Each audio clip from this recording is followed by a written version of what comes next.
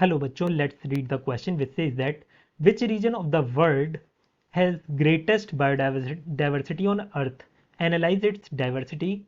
What are the major causes of its degradation?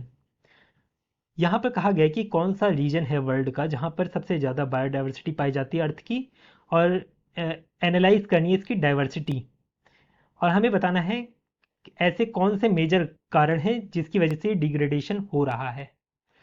अब देखिए यहाँ पर की कॉन्सेप्ट क्या है इस क्वेश्चन का। की कॉन्सेप्ट है pattern of biodiversity. Pattern of biodiversity.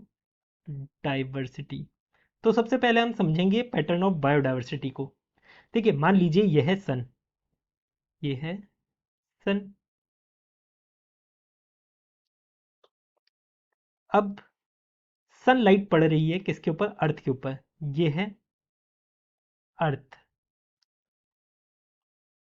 इसी शेप का अर्थ होता है, परफेक्ट राउंड नहीं होता है ना। अब ये है इक्वेटर, ये है इक्वेटर 0 डिग्री पर। अब जैसे जैसे आप जाओगे वैसे वैसे डिग्रीज बढ़ती रहेंगी।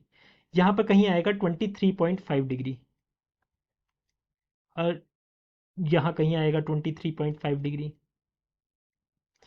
ये नॉर्थ है, ये साउथ है, तो ये वाला 23.5 डिग्री नॉर्थ हो गया, ये 23.5 डिग्री साउथ हो गया। अब देखिए सनलाइट जब पड़ती है तो ये सनलाइट कैसे पड़ रही है? इस डायरेक्शन में पड़ रही है, इस तरीके से, इस तरीके से। अब आप देख रहे हो ये जो सनलाइट है जब यहाँ पर आ रही है इस वाले रीजन में, तो यहाँ पर डायरेक्ट सनलाइट आ रही है, और इसे डिस्टेंस भी कम ट्रैवल करना पड़ रहा है। इतने से में यहाँ पर डायरेक्ट सनलाइट पड़ जा रही है इस वाले रीजन में, और इक्वेटर के नीचे इतने पोर्शन में ये डायरेक्ट सनलाइट आ रही है। तो इस रीजन को हम बोलते हैं ट्रॉपिकल रीजन। Tropical region. अब आप लोगों को पता है ट्रॉपिकल रीजन जो है यहाँ पर ज़्यादा सनलाइट आ रही है, डायरेक्ट सनलाइट पड़ रही है, तो यहाँ पर गर्मी भी ज़्यादा होती है। मतलब यहाँ इतनी ज़्यादा ठंड नहीं होती, सीजनल वेरिएशन इतनी ज़्यादा नहीं होते हैं। और जहाँ सनलाइट ज़्यादा होगी वहाँ पर प्रोडक्टिविटी अपने आप ज़्यादा होगी, क्योंकि प्लांट बढ़िया से फोटोसिंथेसिस परफॉर्म कर सकते हैं। तो प्रोडक्टिविटी हाई होती है ट्रॉपिकल रीजन की, जिस वजह से यहाँ पर सबसे ज़्यादा स्पीसीज डाइवर्सिटी भी देखने को मिलेगी, क्योंकि जहाँ प्लांट फूड ज़्यादा प्रोड्यूस करेंगे वहीं पर ये ऑब्वियस सी बात है एनिमल भी आना पसंद करते हैं। ठीक है, फिर आगे हमसे क्या कहा गया? हमने पहले का तो आंसर दे दिया कि which region of the world has greatest biodiversity on earth. यह है ट्रॉपिकल रीजन। तो इसका आंसर क्या है? Tropical region. ट्रॉपिकल रीजन पहले पार्ट का आंसर है। फिर आगे कहा गया एनालाइज इट्स डाइवर्सिटी। इसकी डाइवर्सिटी को एनालाइज करना है। तो देखिए जब हम ट्रॉपिकल रीजन की बायोडाइवर्सिटी अगर देखें, जैसे कि इक्वाडोर की देख लीजिए,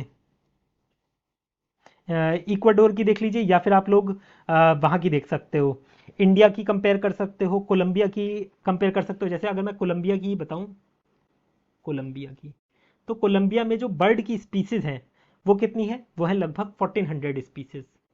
1400 स्पीसीज, जो कि कहाँ लाई करता है कोलंबिया? ये लाई करता है इक्वेटर में, इक्वेटर में। अब आप वहीं चले जाइए न्यूयॉर्क, न्यूयॉर्क चले जाइए, या फिर आप लोग और थोड़ा नॉर्थ या साउथ में चले जाओगे, 23.5 डिग्री से अबव जाओगे, यहाँ से अबव जाओगे या फिर इससे बिलो जाओगे, तो आप लोगों को स्पीसीज की डाइवर्सिटी कम मिलेगी। जैसे कि अगर मैं न्यूयॉर्क की बात करूँ, न्यूयॉर्क, तो यहाँ पर आप लोगों को 105 स्पीसीज देखने को मिलेगी बर्ड की। ये हम बर्ड की बात कर रहे हैं, जो कि किस डिग्री पर लाई करता है? ये लाई करता है 41 डिग्री नॉर्थ, 41 डिग्री नॉर्थ लाई करता है। तो आप देख रहे हो कि कितना ज़्यादा वेरिएशन आ गया, यहाँ पर 1400 और यहाँ पर सीधा 105। तो इस तरीके से वेरी करता है। अब कहा गया कि what are the major causes of degradation. Degradation के सबसे ज़्यादा मेजर कॉजेज क्या हैं? सबसे ज़्यादा मेजर कॉज है habitat loss, habitat loss and fragmentation, fragmentation. और ये हैबिटाट लॉस और फ्रेगमेंटेशन हो क्यों रहा है? Because of human activities, because of human activities, human activities. I hope you understood it well. Best